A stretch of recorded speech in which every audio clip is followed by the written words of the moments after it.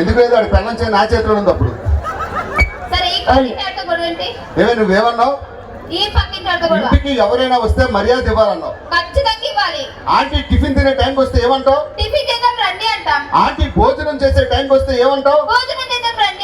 Aunty పడుకునే టైంకి వచ్చింది నేను అదే అన్నా.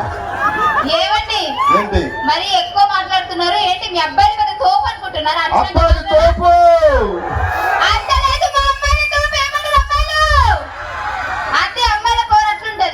అమ్మాయిలు మీరు అడిచారా? లేకపోతే దెయ్యం సినిమాలో దెయ్యాలు వచ్చినట్టు వచ్చింది సౌండ్ అది. సరే అమ్మాయిల తోపు అబ్బాయిల తోపు ఇప్పుడే చేస్తా. అడుగు. రోడ్డు మీద వెళ్తుంటే 500 రూపాయల నోటు 100 రూపాయల నోటు. మీ ఆడాళ్ళు 500 తీస్తారా 100 తీస్తారా? 500 నోటు తీసుకుంటా. మా మగాళ్ళు అయితే 2 తీసుకొని వైన్ షాప్ పోతాం.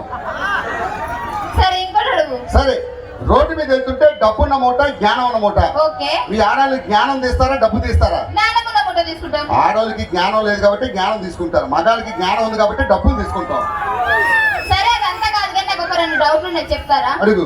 బట్టతల మీ అబ్బాయికి వస్తుంది అమ్మాయికి ఎందుకు రాదండి? అమ్మా మగాళ్ళందరూ గట్టిగా చెప్పలు కొట్టండి. మీరు బట్టతల ఆడవాళ్ళకే వస్తుంది, మన మగాళ్ళకి రాదు. ఎందుకు? ఎందుకంటే పెళ్లి అయ్యాక మిమ్మల్ని ఏమి పీకలేక మాది మేమే పీక్కుంటాం.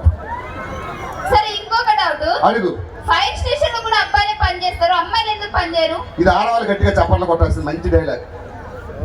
ఆడవాళ్ళు విమానాలు నడుపుతారు, బస్సులు నడుపుతారు, కానీ ఫైర్ స్టేషన్ లో మా మగాళ్ళే పని చేస్తారు. ఎందుకు? ఎందుకంటే మీ ఆడవాళ్ళకి కొంపలు అట్టించడం తప్ప ఆడపడం రాదమ్మా. ఏమండి చాలా ఎక్కువ మాట్లాడుతున్నారు మీరు. మా పుట్టింటికి వెళ్దాం పదండి. ఎందుకే? మా నాన్నగారు నాకు బెంగ పెట్టుకున్నాడు. కూతురికి కట్నం కింద లంగా కూడా పెట్టలేదా ఎదవా? సరే ఇగో ఇదే బస్ స్టాండ్ ఎక్కిస్తాగు. ఒక్క నిమిషం. లేదు అమ్మ ఒక్క నిమిషం. వీడు అనకూడని మాట ఏదో అన్నాడు. ఏమన్నావురా? అంకుల్ అంటే చిన్న పిల్లడువా? బుల్లి బాబువి, చిన్న బాబువి. ఇది బయటిది ఆధార్ కార్డు. ఇలా వెళ్తే జగన్నాథపురం రాదు, చైనా పోస. మీ అక్క సోనాలి సత్తు బిందెలు అత్తది. ఏం కావాలి నీకు? మీ ఆవిడ్ని చూస్తుంటే నాకు కవిత వస్తుందండి. ఏమొస్తుంది? కవిత కవిత. దాన్ని కరెక్ట్ గా చూస్తే వచ్చే మోసం కూడా అయిపోతుంది. సరే చెప్పు. నీ అడుగులో నా అడుగు, ఆహా నీ కోసం తెచ్చా ఈ గొడుగు, నీకేం కావాలో అడుగు. వెళ్ళి దాని మూతకు అడుగు. ఏం కావాలరా? నేను పెళ్లి చూపులకి వెళ్తున్నానండి. ఏంటి పెళ్లి చూపులకి వెళ్తున్నావా? నువ్వేం భయపడకు.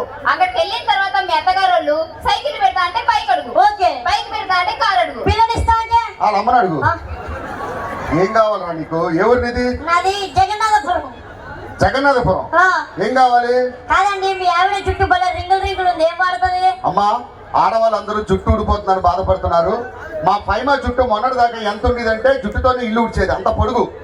అంత ఒత్తైన జుట్టు రావాలంటే ఆ సీక్రెట్ మీకు మాత్రమే చెప్తుంది.